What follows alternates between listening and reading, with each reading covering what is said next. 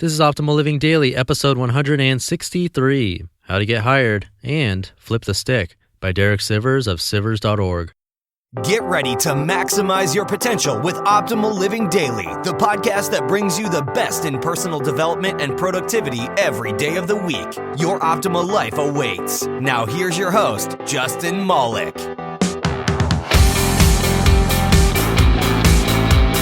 What's going on, Life Optimizers? Welcome to Optimal Living Daily, Sivers Sunday edition, and I'm Justin Malik, your personal narrator, and the guy who had his first car totaled in a parking lot. I insist it wasn't my fault. I'm continuing with posts from Derek Sivers for Sivers Sunday today, but I am going to be reading posts from listeners like you who want to get their name out there or simply want to share some great content with us. So what I'm doing is I'm taking guest posts on my blog, and then some of those will be read right here on the show. So if you're interested in that, come by oldpodcast.com and get in touch with me, and I'll then give you details on what I'm looking for. And that's it for now. Let's hear from Derek and start optimizing your life. How to Get Hired by Derek Sivers of Sivers.org. In my 15 years running 2 companies and 2 bands, I've employed about 100 people. So from an employer's point of view, here's my best advice on how to get hired. Focus on one company. Do some soul searching to decide what you really want to do. Then find the company in your area that you feel is doing it the best. The company needs to be near you already. If you don't live near them, move there first or choose a closer company. Do not do this remotely. It doesn't matter if they're not hiring. Learn all about them. Read every page of their website. Become a customer. Read every article about them. Study and memorize this info. This only takes a few hours and is a much better use of your time than blasting resumes. If you don't really want to work for this company, pick a different company and do this section again. Tell them how much you want to work for them. Start contacting them to tell them how much you want to work for them.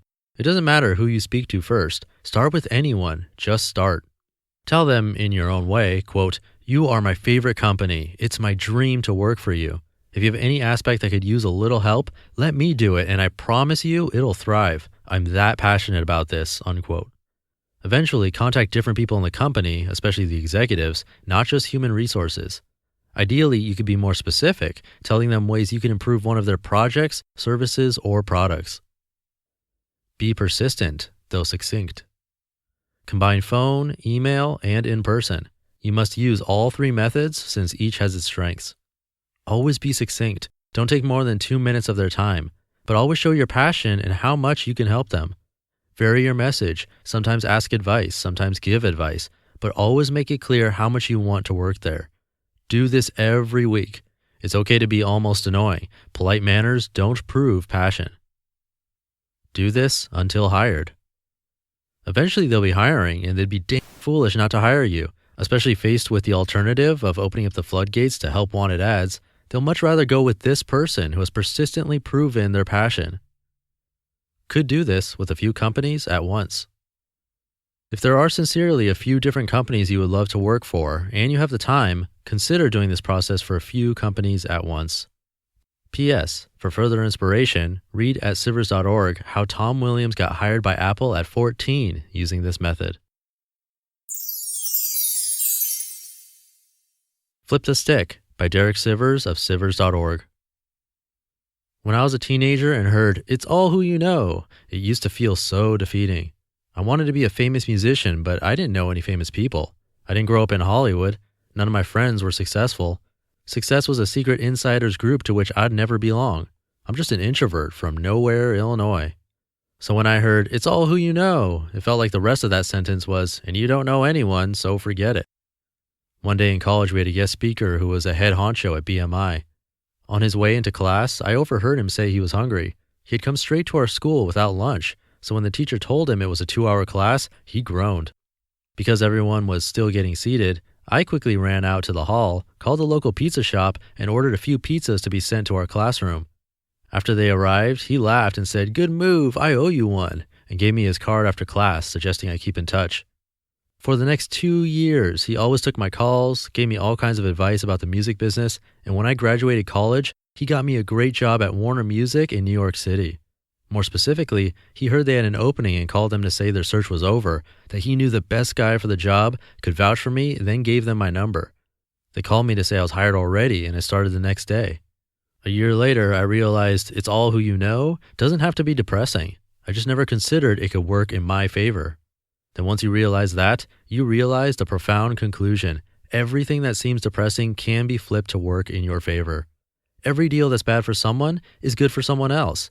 So instead of moaning about one end of it, take the other end. Think banks have an unfair advantage? Well, then be a bank. Think corporate radio is keeping your music from being heard? Then make a radio station. In 1996, distribution for musicians sucked. The only way to get your music sold was to somehow be that 1 in 1,000 that signs a deal with a major distributor who would keep 60% of the net, which was 50% of the gross, and you were left with $1.50 per CD sold, although they were notorious for never paying, and of course you never found out who bought your music, and they would kick you out if you didn't sell huge numbers in the first few months. So instead of moaning, I just became a distributor. It's easier than ever for you to replace a broken system and never feel helpless again. If you're offered the shit end of the stick, never forget you can flip the stick around. Then clean it so it's not shitty for anyone else again. You just listened to the post titled How to Get Hired and Flip the Stick, both by Derek Sivers of Sivers.org. Once again, if you're looking to spread a message, you can have a good chance to be featured right here on this podcast if you guest post for my site, oldpodcast.com. It'll help you get in front of a bigger audience, and it'll be great for us to hear from listeners of this show. So if you're interested in doing that, come by oldpodcast.com and get in touch with me. I'm going to keep this nice and short for you, and I'll be back tomorrow with Minimalist Monday, so I'll see you there where your optimal life awaits. Hey, this is Dan from the Optimal Finance Daily podcast, which is a lot like this show, except more focused on personal finance. Justin handpicks the best posts he can find from blogs and authors like Ramit Sethi, Mr. Money Mustache, and more, and I read them to you 5 days a week. So if you enjoy this podcast, come on over and subscribe to Optimal Finance Daily too. And together, we'll optimize your financial life. You've been listening to Optimal Living Daily. Be sure to hit the subscribe button to stay up to date on each new episode and head to oldpodcast.com. That's OLDpodcast.com for a free gift as well as more actionable tips and resources to help you maximize your potential. Thanks for joining us, and remember, your optimal life awaits.